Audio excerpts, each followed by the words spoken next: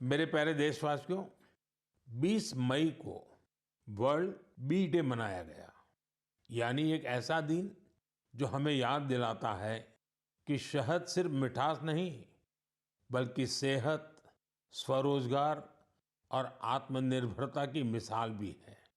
पिछले 11 वर्षों में मधुमक्खी पालन में भारत में एक स्वीट रिवॉल्यूशन हुआ है।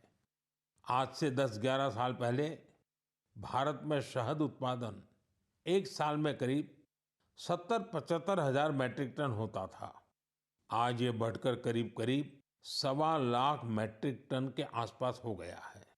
यानी शहद उत्पादन में करीब 60% की बढ़ोतरी हुई है।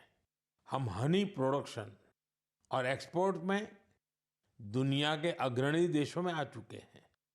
साथियों, इस पॉजिटिव इम्पैक्ट में राष्ट्रीय मधुमक्खी पालन और शहद मिशन की बड़ी भूमिका है। इसके तहत मधुमक्खी पालन से जुड़े हजारों किसानों को ट्रेनिंग दी गई, उपकरण दिए गए और बाजार तक उनकी सीधी पहुंच बनाई गई। साथियों, ये बदलाव सिर्फ आंकड़ों में नहीं दिखता, ये गांव की जमीन पर भी साफ नजर आता है। छत्तीसगढ़ के कोरिया जिले का एक उदाहरण है। यहाँ आदिवासी किसानों ने सोन हनी नाम से एक शुद्ध जैविक शहद ब्रांड बनाया है। आज वह शहद जैम समेत अनेक ऑनलाइन पोर्टल पर बिक रहा है। यानी गांव की मेहनत अब ग्लोबल हो रही है। इसी तरह उत्तर प्रदेश, गुजरात, जम्मू कश्मीर, पश्चिम बंगाल और अरुणाचल प्रदेश में हजारों महिलाएं और युवा अब हनी उद्यमी बन चुके हैं। साथियों, और अब शहद की केवल मात्रा नहीं, उसकी शुद्धता पर भी काम हो रहा है।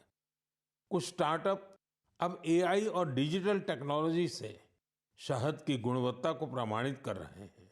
आप अगली बार जब भी शहद खरीदें तो इन हनी उद्यमियों द्वारा बनाए गए शहद को जरूर आजमाएं। कोशिश करें कि किसी लोकल किसान से, किसी महिला उद्यमी से भी शहद खरीदें, क्योंकि उस हर बूंद में स्वाद ही नहीं, भारत की मेहनत और उम्मीदें घुली होती हैं। शहद की ये मिठास आत्मनिर्भर भारत का स्वाद है। साथियों, जब हम शहद से जुड़े देशों के प्रयासों की बात कर रहे हैं, तो मैं आपको एक और पहल के बारे में बताना चाहता हूँ। ये हमें याद दिलाती है कि हनी बीज की सुरक्षा सिर्फ पर्यावरण की नहीं, हमारी खेती और फ्यूचर जनरेशन की भी जिम्मेदारी है। ये उदाहरण है पुणे शहर का, जहां एक हाउसिंग सोसाइटी में मधुमक्खियों का एक छत्ता हटाया गया। शायद सुरक्षा के कारण या डर की वजह से, लेकिन इस घटना ने किसी को कुछ सोचने पर मजबूर कर दिया। अमित नाम के एक युवा ने तय किया कि बीज को हटाना नहीं, उन्हें बचाना चाहिए। उन्होंने खुद सीखा, मधुमक्खियों पर सर्च की और दूसरों को भी जोड़ना शुरू किया। धीरे धीरे उन्होंने एक टीम बनाई, जिसे उन्होंने नाम दिया बी फ्रेंड्स, यानी बी मित्र। अब ये बी फ्रेंड्स मधुमक्खियों के छत्तों को एक जगह से दूसरी जगह सुरक्षित तरीके से ट्रांसफर करते हैं, ताकि लोगों को खतरा न हो और हनी बीज भी जिंदा रहे। अमित जी के इस प्रयास का असर भी बड़ा शानदार हुआ है। हनी बीज की कॉलोनी बच रही है, हनी प्रोडक्शन बढ़ रहा है और सबसे जरूरी है, लोगों में अवेयरनेस भी बढ़ रही है।